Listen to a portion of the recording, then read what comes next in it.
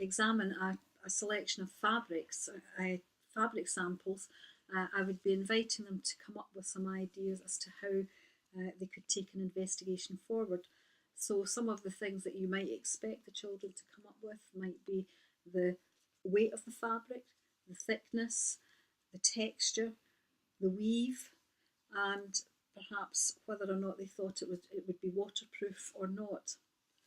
And from there, they could then go on to plan a suitable investigation to find out some more about what the materials could be used for. One investigation that the children might come up with really be to consider whether or not these would be waterproof and suitable for outdoor clothing, for example. To take samples of the material, stretch them across a container or a jam jar, and to drip water from a pipette or an eyedropper onto the fabric, and as they were doing it, to count how many drops it takes for the water to penetrate through into the container below.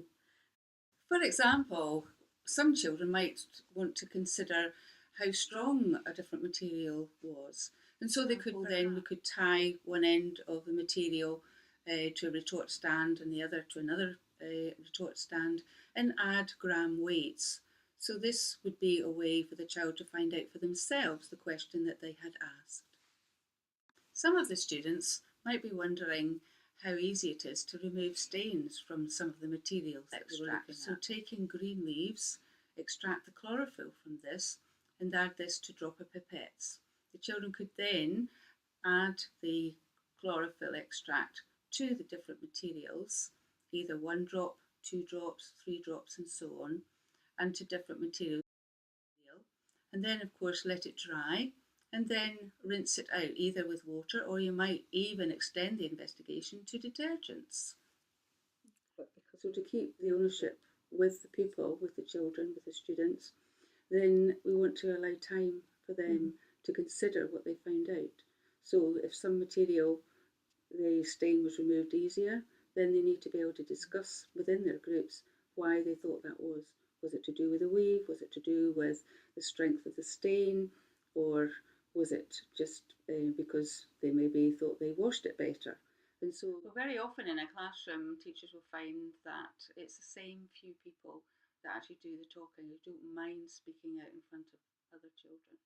So really we want to allow more pupils to take part in the discussion. So a good strategy to use is think, pair and share, where you give them a moment or two to think through their answer.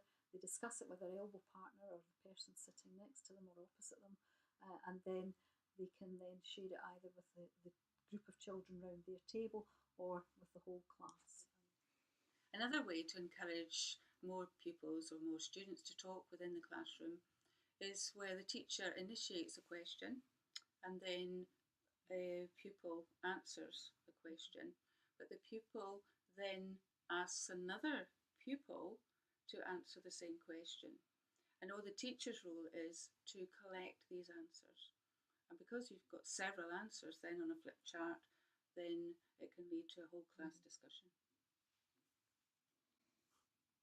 It's usual for teachers to ask the questions, but it's more challenging and time-consuming to get the pupils to ask the questions. And it's really important to maximise the benefits of any science investigations that you're doing, and to encourage the children to discuss and share their ideas with others.